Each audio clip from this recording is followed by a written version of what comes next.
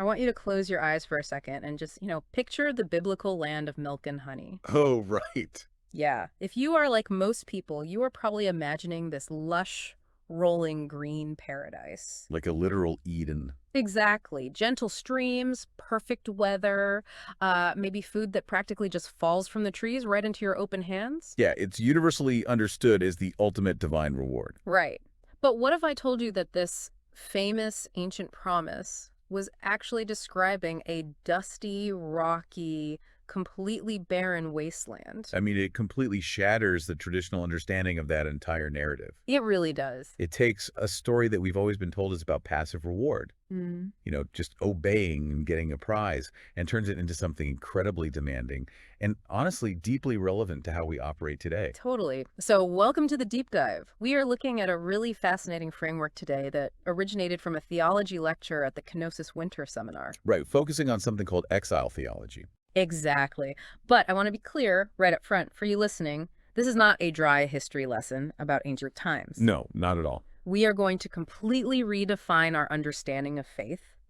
We are moving it away from this idea of passive magical expectation, just wishing really hard for a miracle. Right, and reframing it as a relentless, highly scientific, and strategic pursuit of the impossible. Okay, so let's unpack this, because to understand why this redefinition is necessary, we actually have to look at why the ancient Israelites went into exile in the first place. Right, the broken contract. Yeah, specifically something called the Sabbath year.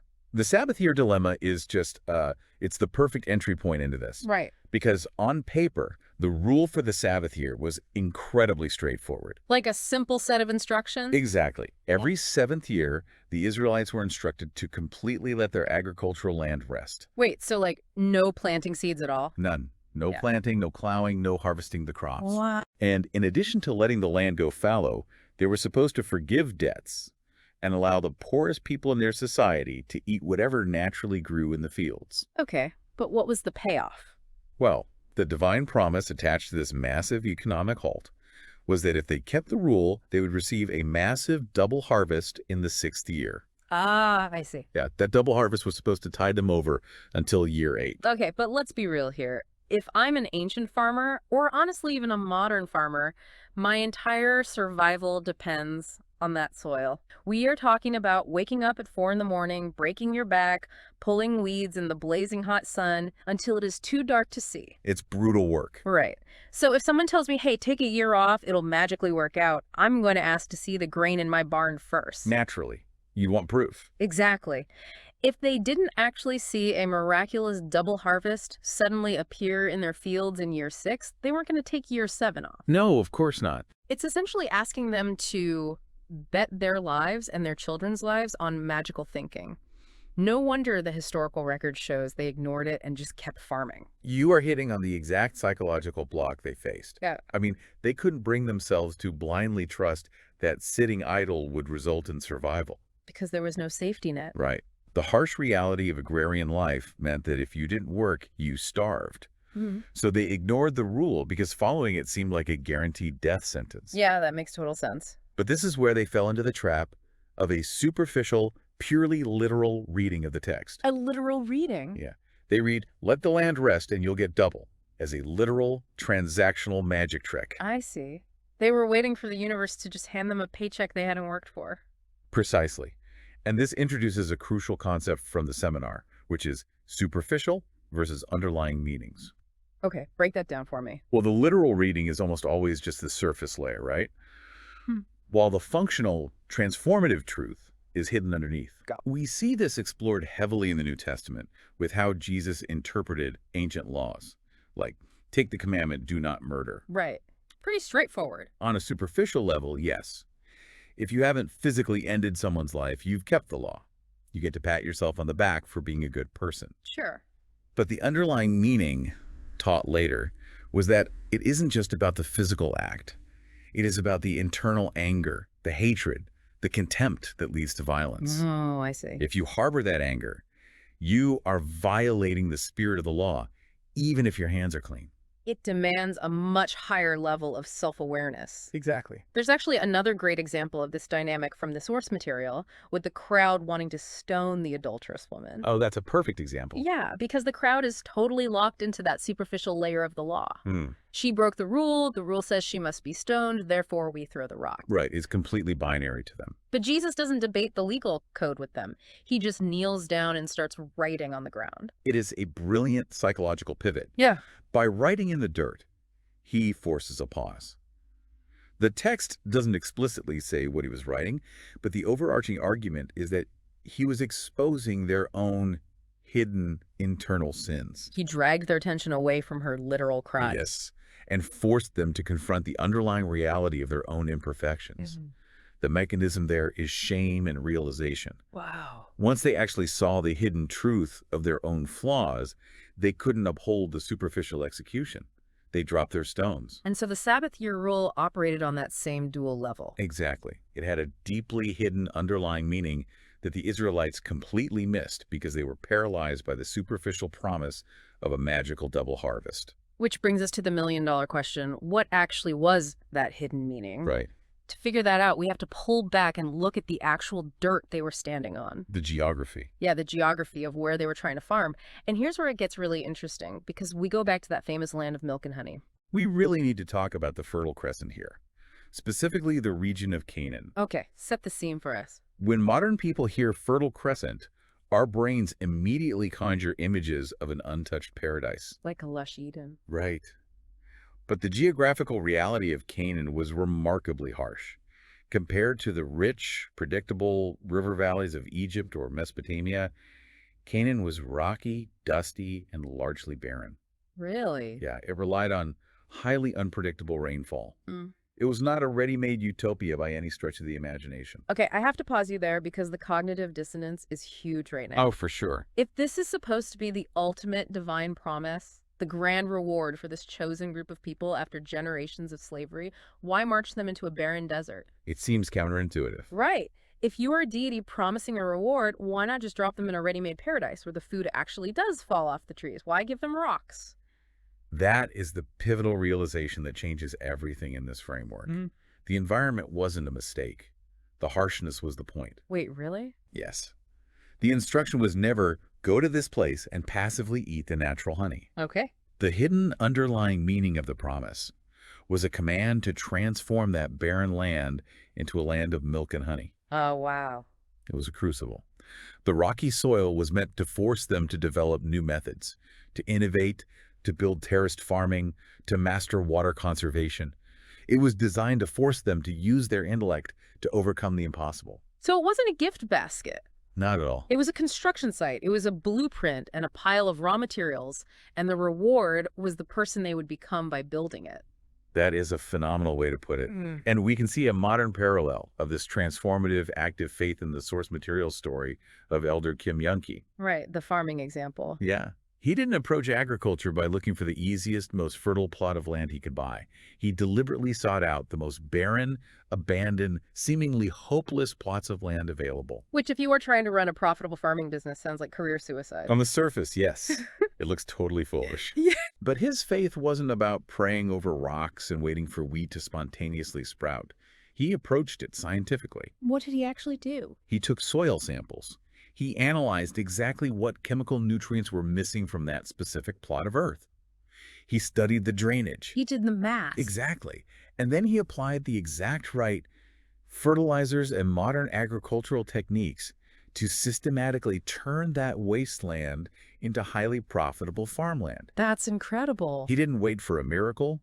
He forced the land to yield through rigorous scientific analysis and elbow grease. I love how that just strips the mysticism away from the concept of faith. It grounds it completely. And this isn't just an isolated modern idea either. The text brings up an ancient Korean myth, the concept of Jezi Ihwa, that mirrors this perfectly. Oh, right. Because a lot of people might be familiar with the idea of Hongik Ingen, which roughly translates to having broad benefit to humanity or having good intentions for everyone. Right, kind of a universal goodwill. Yeah, but good intentions alone do not feed a starving village in the dead of winter.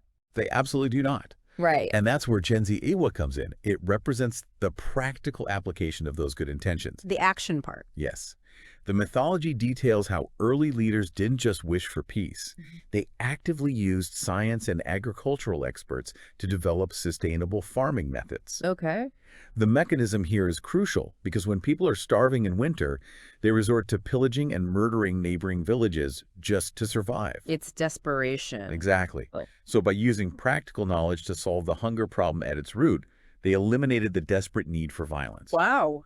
True faith, in this framework, requires that level of scientific analysis and practical application. You cannot just have a pure heart. You have to be willing to do the math. So if transforming a desert or saving a village requires science and math, then true faith has absolutely nothing to do with closing your eyes to reality and hoping for the best. Nothing at all. It is about relentlessly challenging what seems impossible. Yeah. And if we look at the birth of modern technology, you see this exact same dynamic playing out. Oh, like the Edison example. Yes, take Thomas Edison. When he was trying to invent the phonograph, he was trying to do something that sounded completely unhinged to the 19th century mind. He wanted to put sound in a bowl. The phrasing, sound in a bowl, just perfectly captures how alien the concept was back then. Right. Because sound is invisible, it's fleeting, it's a vibration in the air. You can't hold it. No. The idea of capturing it, trapping it in a physical object, and playing it back later defied the basic understanding of reality at the time. Yeah. It's no surprise that his elementary school teacher thought he was mentally deficient. His teacher saw a kid trying to catch the wind and wrote him off as completely delusional. But the key to Edison's story isn't just his own stubbornness, it's his mother's intervention. Right, she completely reframed it. She didn't think he was a fool. She recognized that his unique, seemingly bizarre way of processing the world was actually a massive strength. She supported his process. Yeah, she actively structured his environment to support him. She believed in his chaotic, questioning mind, and that external belief fueled his relentless internal drive. And he really needed that drive because he didn't just sketch a phonograph, build it in an afternoon, and declare victory. Yes, really not. He failed. He failed thousands upon thousands of times. The psychology of accumulating that much failure would break almost anyone. Yeah, I would have quit after day 3. Right. But this brings us to the new definition of faith. Faith isn't walking into a lab confident that the first experiment will work. Okay, so what is it? Faith is the stamina to ask, seek, knock, and strategically accumulate failures. There is a specific concept for this mentioned in the seminar, reaching the critical point, or in Korean, the imbijam. The imbijam, like the boiling point of water. Exactly like the boiling point of water. You can apply heat to water, bringing it to 98 degrees, then 99 degrees. And it still just looks like water. Yeah. Exactly. To the naked eye, nothing traumatic is happening. It's just hot water. All that energy, all that effort seems to be producing no visible transformation. Right. But the moment it hits 100 degrees, the critical point, it fundamentally changes state from liquid to gas. Oh, wow. You have to stack up enough failures, analyze the data from each one scientifically, and keep applying heat until you hit that exact critical point where the impossible suddenly shifts into the possible. I am obsessed with that analogy. It's powerful. Faith is a scientist's lab notebook completely filled with crossed-out experiments and margin notes. It is the grit to keep testing hypotheses when every other reasonable person in the room says the equipment is broken. Yes. But I want to introduce a complication here. Relentless scientific effort isn't quite enough on its own, is it? No, it's not. Because if you just have effort without a North Star, without a reason to endure those thousands of failures, you will eventually burn out. To truly achieve the impossible, that scientific effort must be paired with something deeper. It requires a desperate, righteous purpose. Science without a compelling reason to fight is just a hobby. When we look at history, the most profound breakthroughs happen when people are pushed to the absolute brink. Let's talk about the Battle of Marathon in ancient Greece, which was in the lecture. A perfect example. Because on paper, it was a slaughter waiting to happen. You have this small Athenian army vastly outnumbered by a massive Persian force. If you just look at the numbers, the Athenians should have surrendered immediately. Yeah. But you have to look at the underlying motivations. The Persian soldiers were largely a massive composite army of mercenaries and conscripts. They were just doing a job. Right, they were there for a paycheck or because they were threatened with death by their commanders. Their motivation was entirely superficial. Okay. The Athenians, however, were backed against a wall. They were fiercely fighting to protect their high ideals of democracy, their families, and their very existence as a free people. They weren't fighting for a king, they were fighting for survival and their way of life. And that desperate, righteous purpose is the engine I mentioned earlier. It forced the Athenians to use their minds in ways the Persians didn't have to. Because they couldn't win normally. Exactly. The Athenians knew they couldn't win a traditional head-on clash of infantry lines, so they didn't just charge blindly. What do? They thinned their own center line and reinforced their flanks, creating a deliberate trap. They innovated out of sheer necessity, their purpose demanded a new method, and that tactical brilliance won them the battle. That tactical brilliance born from desperation is perfectly mirrored in the story of Admiral Yi Sun-sin at the Battle of Myeongyang. Oh, that's such a striking historical parallel. Yeah, for anyone unfamiliar, his navy had been completely decimated. The King of Korea actually ordered him to disband his remaining forces and just join the land army. Right. And Yi Sun-sin refuses, sending back the now famous message stating he still has 12 ships. 12 ships against a Japanese fleet of hundreds. I mean, the psychological terror of that situation is unimaginable. But I'm trying to picture the mechanics of this. He was heavily outnumbered. From what I understand, he was primarily an army guy by training, not even a lifelong naval commander. Right. If we are applying our new definition of faith here, how does he not just sail out, get annihilated, and become a tragic footnote? How does this connect to science and purpose? Well, Yi Sun-sin perfectly embodies the synthesis of desperate purpose and rigorous scientific method. Okay. He didn't just stand on the deck of his ship, point his sword at the horizon and say, God is on my side, let's hope for a miracle. Because that would be the superficial magical faith we discussed with the Sabbath year. Exactly. Instead, he treated the ocean like a physics problem. He meticulously researched the geography and the hydrodynamics of the coast. Wait, he studied the water itself. He focused entirely on the Gildongmu Strait. This is a very specific narrow choke point. Okay. Because of the underwater topography, when the tide shifts, the water violently funnels through this rocky gap, creating incredibly treacherous swirling currents that change direction rapidly. Wow. He studied the tide tables, the lunar cycle, and the exact flow of the water. He realized that if he could lure the massive enemy fleet into that narrow gap at the exact moment the tide turned against them, their numbers would become their greatest weakness. That is brilliant. The ships would collide and tear each other apart in the swirling currents. He basically turned the ocean into his own weapon. He engineered a trap using the laws of physics.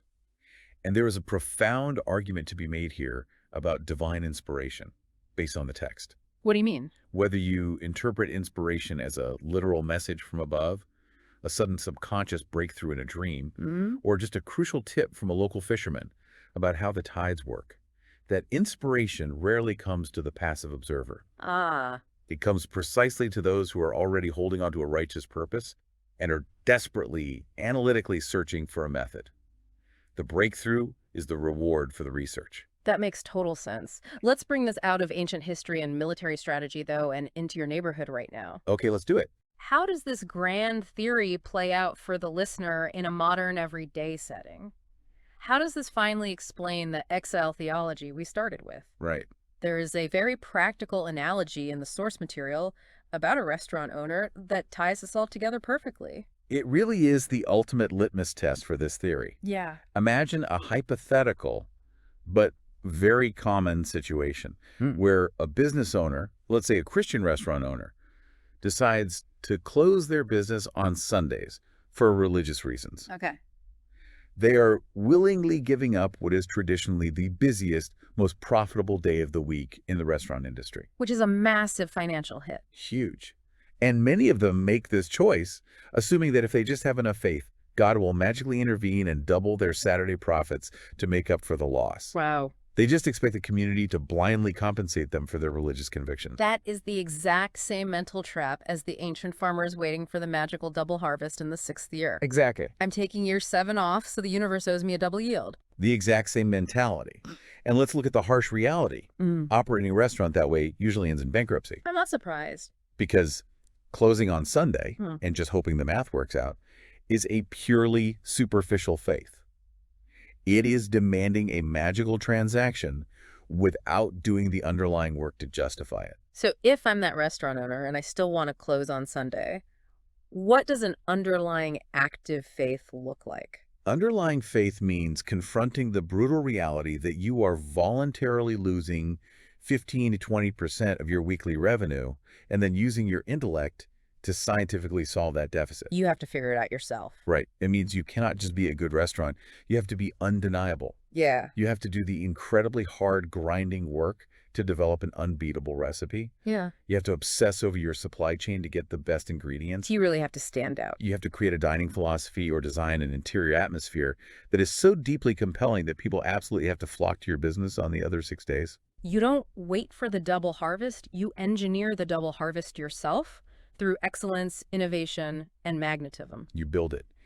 And that realization brings us full circle to the exile. Right? This exact shift in mindset from passive, magical thinking to active, innovative problem solving is the core mechanism that saved the Israelites. Because when they were eventually allowed to return from exile to Jerusalem, they were returning to that barren rock we talked about earlier. Yeah. But this time, they didn't have the infrastructure or the resources to build a massive agricultural society from scratch. The reality was stark. The land was too harsh, and they were essentially starting from zero. Right. If they had clung to the old superficial faith, standing in the dust, waiting for the ground to magically turn green because they were the chosen people who would have starved to death, their history would have ended right there. So they pivoted. When you lose the physical dirt, what do you have left? You have your mind, you have your community, you have portable wealth. They realized that if they couldn't grow food, they had to grow capital and intellect. They poured their energy into developing incredibly robust systems of education, literacy, and commerce. They became merchants and scholars. Yes. But they didn't just sell things randomly. They applied their strict religious principles to business ethics. Like being honest. Exactly. They built a global reputation for trust, reliable contracts, and fair trading without deceit. In a world where commerce was often dangerous and untrustworthy, they made themselves indispensable trading partners across borders. They found their underlying faith. They used their intellect to survive when the land couldn't sustain them. They did, and they achieved incredible historical success through that method. Yeah. However, we have to slow down here because the lecture includes a very heavy, deeply tragic caveat to this story of success. Okay, what is it? When we look at the trajectory of this diaspora wealth heading into the 20th century, particularly leading up to World War II in Germany, we see the danger of decoupled success. Decoupled meaning success separated from its original purpose. Exactly. Right. The historical analysis presented here points out that when this incredible financial and intellectual success became decoupled from a broader, inclusive communal purpose, or at least when it was perceived that way by hostile neighbors, it became a target. That's incredibly dark, but I see the point. Yeah. Wealth accumulation without a visible righteous purpose that benefits the broader society breeds horrific, deadly resentment. Right. The mechanisms of sociology take over. A highly successful minority group is easily scapegoated by a struggling majority. Wow. This caveat is crucial because it emphasizes that success, innovation, and wealth alone are not the final goal. The righteous purpose, the desire to uplift and benefit the world, must always remain tightly bound to the innovation. Because if you lose the purpose, the success itself becomes dangerous. It is a stark reminder of the full picture of this theology. It's a really sobering reality check. It reminds us that the purpose part of the equation, the reason you are enduring the thousands of failures in the lab or studying the treacherous currents of the street, cannot be forgotten the moment you actually achieve the success. Absolutely. So to pull all these threads together, the true definition of faith presented today is radically active. Yes, it is. It isn't the absence of doubt. It isn't sitting back in a rocking chair and waiting to be rescued by a magical double harvest. Faith is actively, scientifically challenging the impossible. Right. It is the willingness to accumulate failures, a lab notebook full of crossed-out hypotheses, until you reach that critical point, that engagem where you figure out the exact method to transform your own barren land. It is the relentless application of scientific effort toward a deeply held righteous purpose. Which brings me back to you listening right now. I want you to think about a barren land in your own life. We all have one. Definitely. Maybe it's a creative project that feels completely stuck, a relationship that is struggling, or a massive career goal that seems impossibly far away. Right. Have you been treating it superficially? Have you been passively waiting for a magical double harvest to just fall into your lap because you feel like you deserve it? It's a tough question to ask yourself. It really is. What if, instead, you are meant to be the scientist? What if you are supposed to be gathering your 12 ships, studying the treacherous, swirling currents of your specific problem, and figuring out exactly how to cultivate that land yourself? Exactly. The land of milk and honey wasn't a gift basket waiting to be opened. It was a blueprint waiting to be built. You have to do the math, and then you had to build it. Thanks for joining this deep dive. Until next time.